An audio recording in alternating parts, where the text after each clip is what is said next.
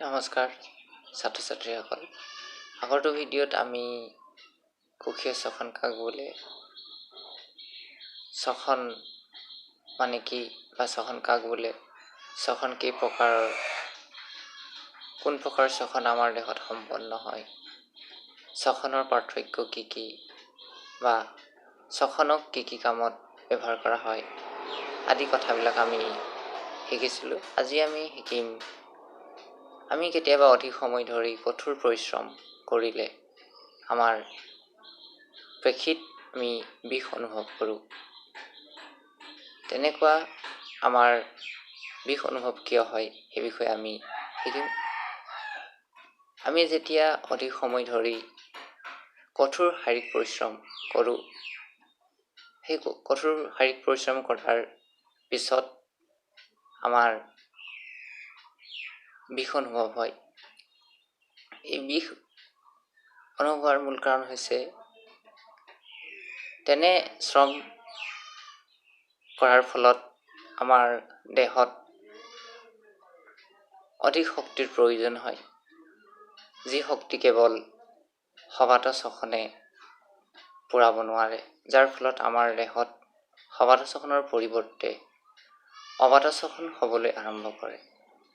আৰু এই অবাতশ্বসন হোৱাৰ লগে লগেই আমাৰ দেহত লেক্টিক এচিড উৎপন্ন হয়, যিয়ে আমাৰ পেশীত বিষ সৃষ্টি কৰে আৰু তাৰ ফলত আমি পেশীত বিষ অনুভৱ কৰিবলৈ আৰম্ভ কৰোঁ। কিন্তু এই বিষ লাহে লাহে লেক্টিক এচিডৰ বিভাজন ঘটি কিছু সময়ৰ পিছতে নোহোৱা হয়।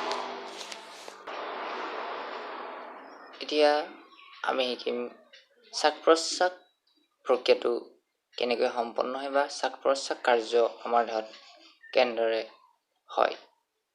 এই প্ৰক্ৰিয়াটো এটা দীঘলীয়া প্ৰক্ৰিয়া। এই প্ৰক্ৰিয়াটো সম্পন্ন হ'বৰ বাবে আমাৰ দেহত কেইবাটাও অংগ জড়িত হৈ থাকে। হাওঁফাওঁ, নাক আদিকে ধৰি কেইবাটাও অংগৰ ফলত এই শ্বাস কাৰ্যটো আমাৰ দেহত সম্পন্ন হয়।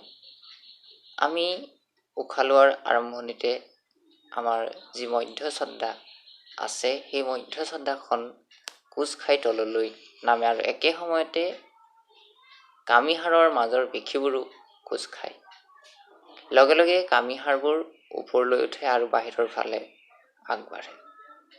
ইয়াৰ ফলত বক্ষগহ্বৰৰ আয়তন বাঢ়ি যায় আৰু ইয়াৰ ভিতৰত বায়ুৰ চাপ কম হয়, যিয়ে আমাৰ হাওঁফাওঁ দুটাৰ ভিতৰৰ আয়তন বঢ়াই দিয়ে আৰু তাৰ ভিতৰৰ বায়ুৰ চাপ হ্ৰাস কৰে।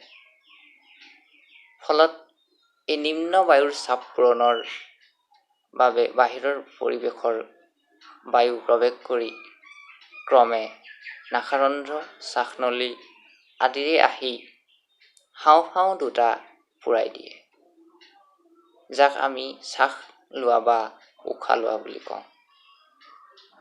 আনহাতে শ্বসনৰ পিছত এই মধ্যছন্দা আৰু কামিহাড়বোৰ আগৰ অৱস্থালৈ যায়।